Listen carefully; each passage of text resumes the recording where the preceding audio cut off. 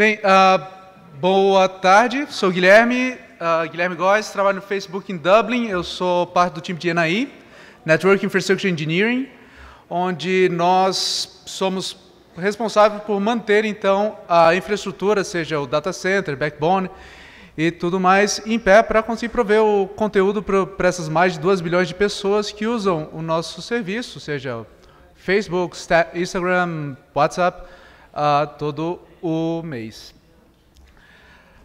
Então, o que a gente vai falar aqui nessa apresentação?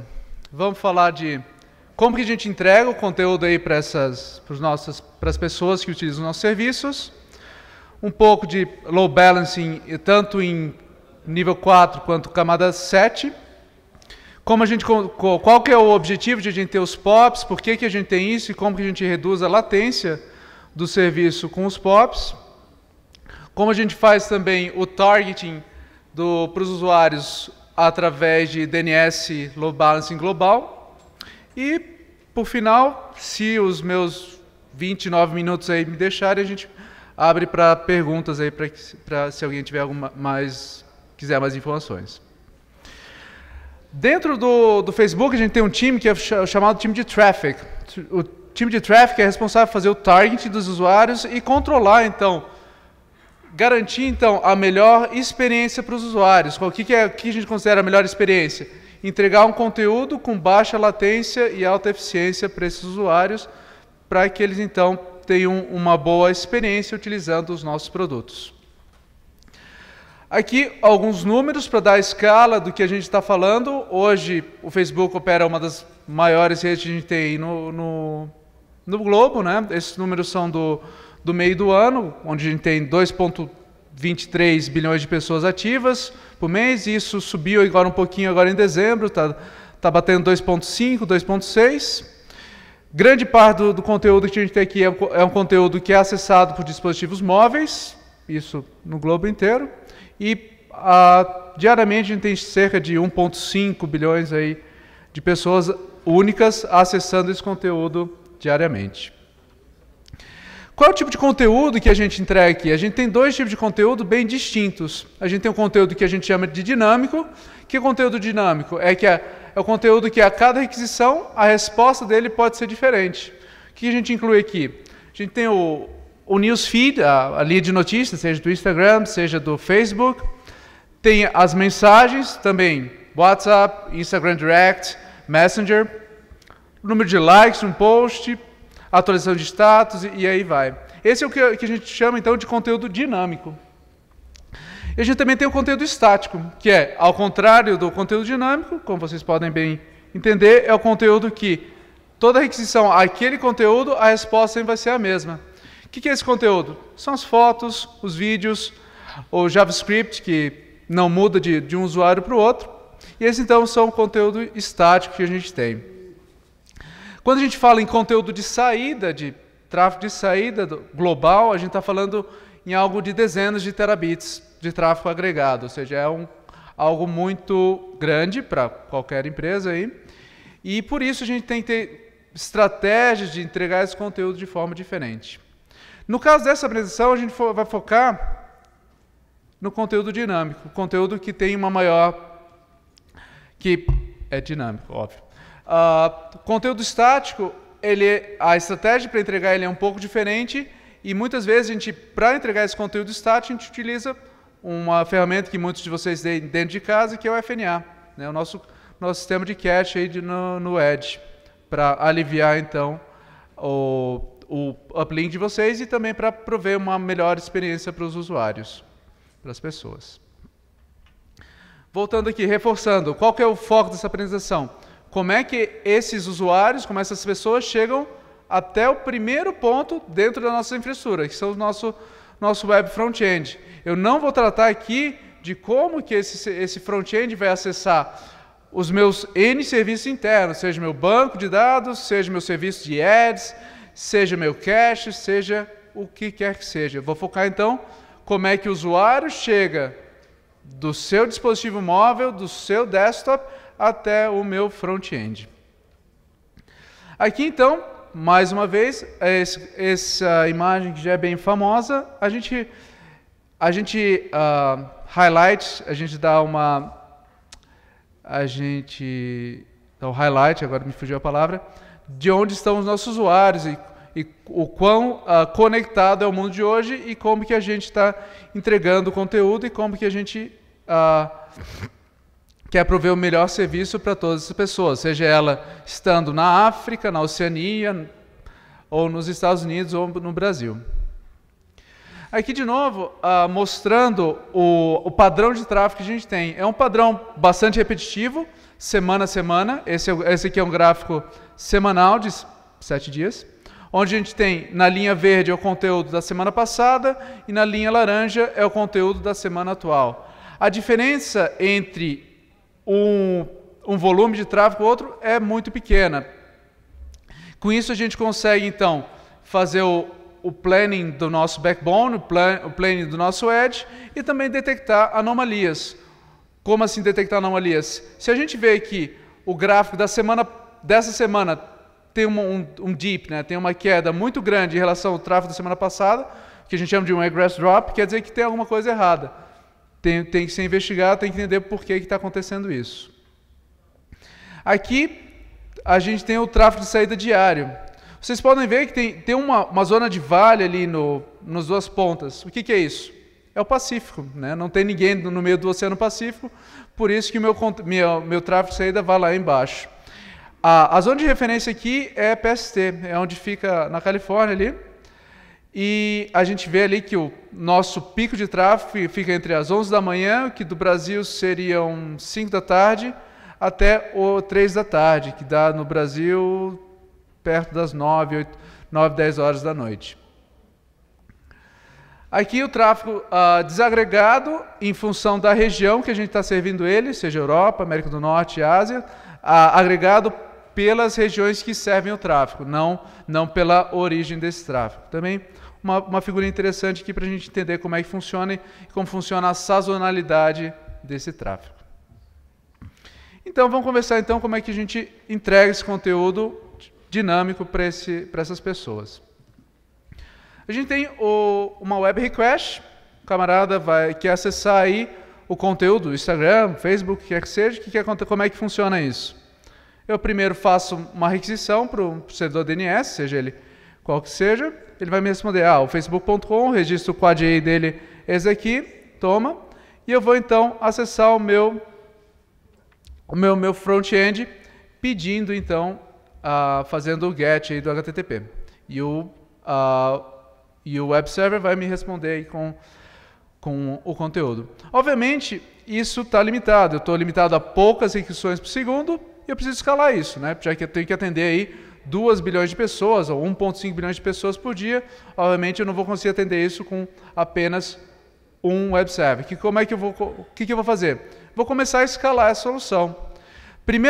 A primeira iniciativa que a gente tem foi então, ok, vamos então colocar um load balancer de camada 7, que a gente chegou a utilizar a load balancer de prateleira aí no começo da empresa, só que por um motivo de outro, tanto de custo quanto também de funcionalidade, ele deixou de nos atender. E a gente então desenvolveu o ProxyGen, que inclusive é open source e pode ser utilizado fora da empresa. De novo, o ProxyGen, nosso load balancer de L7, faz a mesma coisa, só que agora o fluxo TCP não é mais terminado no front-end. O fluxo TCP é terminado então no ProxyGen, e o ProxyGen então escolhe aí dentro de um pool de servidor web quem que vai servir a requisição do nosso camarada aqui, do nosso usuário. Ok? Só que o que acontece? Esse camarada é limitado pelo CPU. Por quê? Fazer toda a inspeção fazer tanto a terminação de SSL quanto a inspeção do HTTP e tudo mais, isso consome muito CPU. O que eu tenho que fazer? Eu tenho que escalar essa solução. O que a gente faz? A gente coloca então um sanduíche aí de load balancers. Um segundo front-end que a gente tem é o Shiv, que é um load balancer mais simples, que ele então agora só faz o balanceamento de carga aqui através do 5-tuple do TCP. Source address, destination address, source port, destination port e protocolo. Ok? o fluxo do usuário é bastante semelhante, ok? Faz a aquisição, devolve o endereço. Esse endereço, então, é uma VIP que está sendo anunciada pelo Chive. E, então, o camarada bate no Chive, o source destination, o 5-tuple dele vai ser constante, e ele, então, vai ficar amarrado a um dos meus proxy gems que está espalhado nos meus data centers. E, por final, a gente, então, passa isso para o meu cluster de servidores web.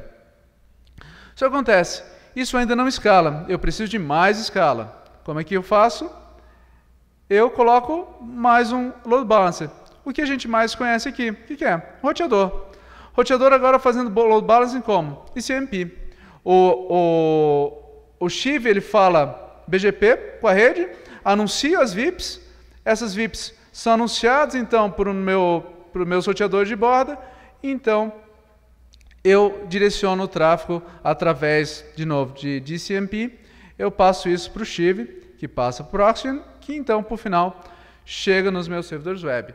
Isso é basicamente, então, a camada de diversos load balancers que a gente tem, em diversas camadas, que a gente usa, então, para conseguir fazer a distribuição de carga entre esses diversos componentes da nossa infraestrutura.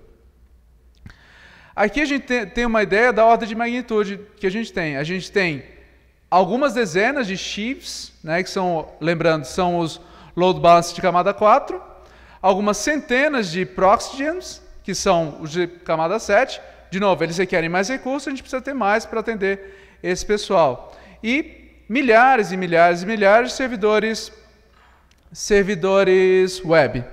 Pode ver aqui, é pelo menos uma ordem de magnitude a mais. Enquanto a gente tem centenas de balanceadores L7, a gente tem milhares e milhares, dezenas de milhares de servidores web. Aqui, esse par de slides, apenas para ter uma ideia aqui do volume que a gente está falando, mas para ter uma proporção. E o que acontece? Acontece que eu não tenho só um data center, eu tenho diversos data centers. O que eu faço? Eu escalo isso de novo, através de mais clusters. Mas dentro desses data centers, dentro desses POPs, a estratégia é a mesma. Eu tenho um roteador de borda que comunicam-se através de BGP com o Chive, que fala com o Proxion, que então entrega o conteúdo para os web servers. Ops. Ok. Legal. Aqui, olhando assim, que bonitinho, isso aqui é uma estrutura serial, tudo mais. Na verdade, não. Né? Se a gente olhar dentro do data center, tudo isso são containers que rodam dentro da nossa infraestrutura.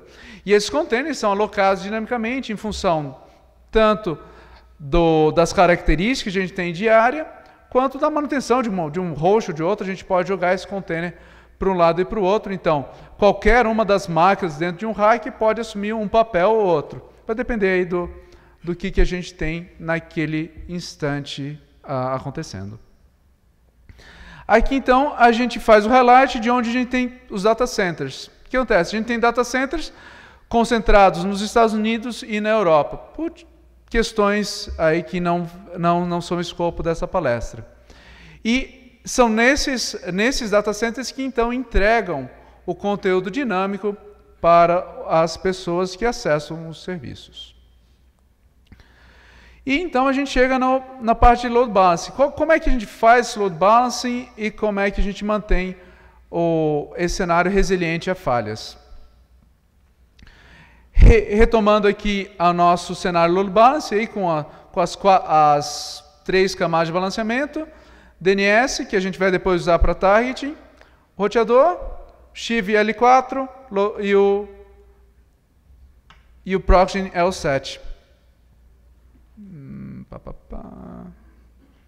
Latência aqui não é legal. Aqui então a gente faz o highlight de quem lida com o quê. Nosso roteador aí, que está um switch, mas enfim, é a mesma coisa. Cuida aí basicamente do que a gente seria a camada 3, fazendo apenas ICMP.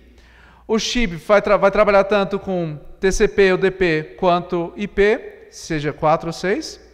E o Proxion, então, vai falar tanto HTTP, quanto Speed, quanto MQTT, e vai tomar decisões baseadas aí no conteúdo desses pacotes. Aqui, como é que a gente mantém o estado? Do Chive até do roteador até o Chive, isso aqui é ICMP. Um fala BGP com o outro e o Chive anuncia as loopbacks dele via BGP para frente para os roteadores. Depois do Chive para o Proxygen, a gente tem uma tabela de estados que é mantida aí globalmente dentro do POP, dentro do data center, que é compartilhada entre o Chive para fazer o pinning da sessão do usuário, da sessão de tráfego com o Proxygen que está atrás. Um ponto a se notar aí que no caso das loopbacks, nos casos dos endereços que são anunciados para frente pelo Proxygen, a gente vai anunciar isso, esse endereço não está associado a uma interface, uma interface física. Está associado então ao loopback desses servidores para não ter controle, não ter conflito, senão eu não teria como isso funcionar, obviamente. Aqui então a gente tem o exemplo de como a gente faz o controle da sessão.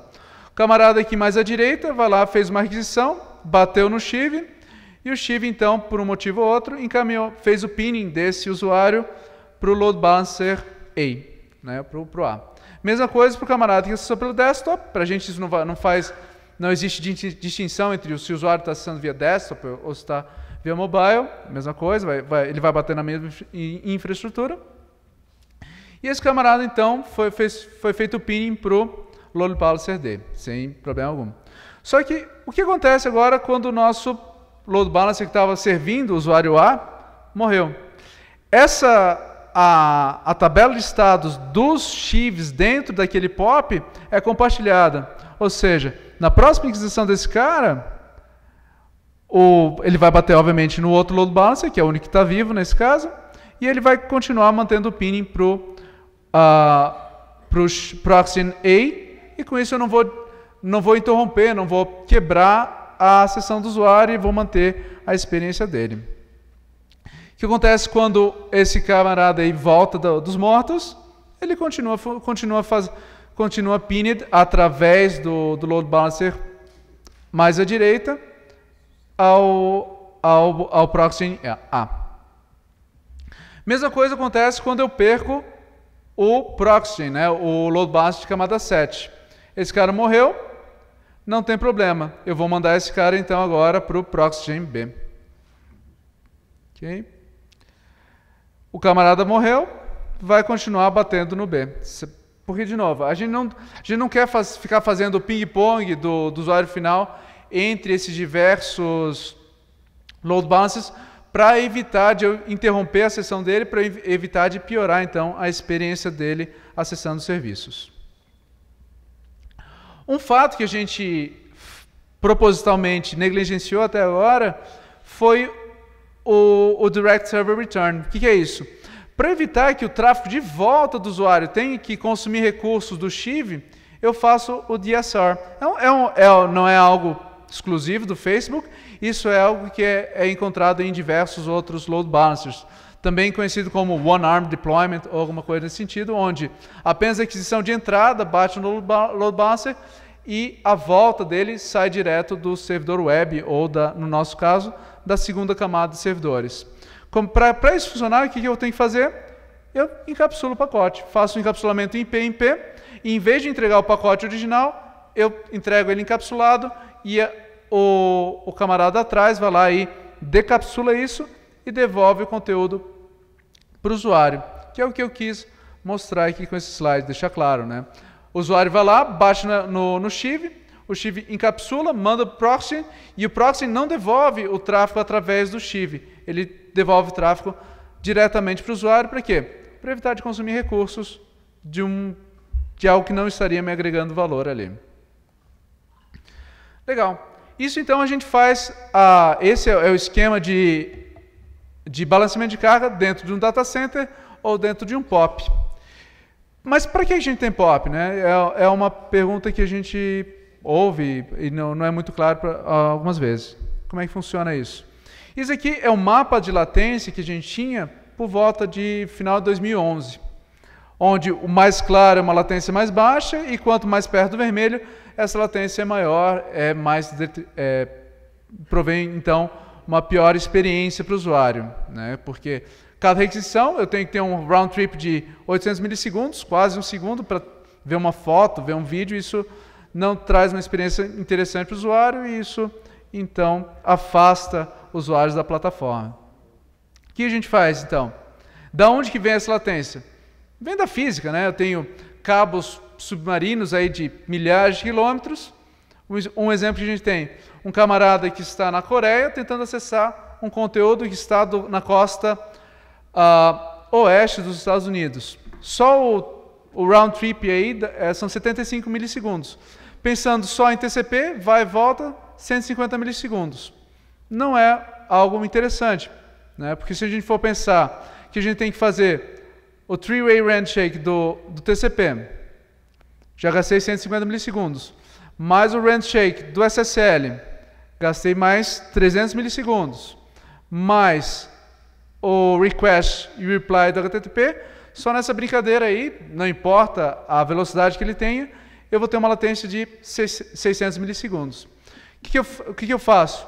Eu coloco um POP na Ásia, então coloco um POP mais perto desse meu usuário final. Coloquei um POP no Japão, está relativamente perto da Coreia. Essa figura é mais para a escala do que para realmente ter algo mais preciso. Agora, só de tempo de conexão de TCP e SSL, como eu mantenho essas conexões do meu load balancer para o back-end conectar direto, eu faço reuso de conexão, eu diminui muito o tempo de latência do meu usuário. Por quê? Tanto o three-way handshake do TCP quanto a terminação SSL é feito no POP. Em vez de gastar 450 milissegundos, gastou 90. E agora, quando ele vai puxar um conteúdo, como esse conteúdo, de novo, é um conteúdo dinâmico, a gente lembrou, esse conteúdo está disponível apenas nos data centers. Ele tem que, então, fazer o round trip através do Pacífico para puxar esse conteúdo. Mas, mesmo assim, eu consigo tirar quase 2/3 da latência do usuário. Em vez de a gente estar falando em 600 milissegundos, estou falando agora em algo em torno de 240. O que, então, provém uma resposta muito melhor para os nossos usuários. Okay? Então, é assim, e é por isso então que a gente acaba distribuindo os POPs no mundo. Tem POPs espalhados nos Estados Unidos, aqui na América Latina, tem alguns POPs no Brasil, em outros países da América Latina, POPs na Ásia, África, Europa, e assim vai. A gente escolhe onde vai colocar esses POPs em função do mercado, em função da infraestrutura que eu consigo prover, porque nada adianta eu ter um POP que ele não fica em pé, porque a infraestrutura por trás dele, seja de backbone, seja de energia, não é estável, né? Então, devido a essas condições, mas a empresa escolhe onde vai colocar esses POPs aí para prover uma melhor experiência para os nossos usuários. E, voltando lá para a questão dos load balancers, como é que funciona? Eu tenho, na bandeira da Alemanha, eu tenho um POP na Alemanha, ou seja, Frankfurt, vamos dizer. Eu tenho, então, que o usuário bate no POP da Alemanha, ele passa pela minha camada de load balancer, só que como ele está requisitando um conteúdo dinâmico, eu tenho que mandar ele lá para o data center, que no caso era um data center que a gente tem na Suécia. E daí ele também, dentro do data center, eu tenho essa mesma camada de load balancer.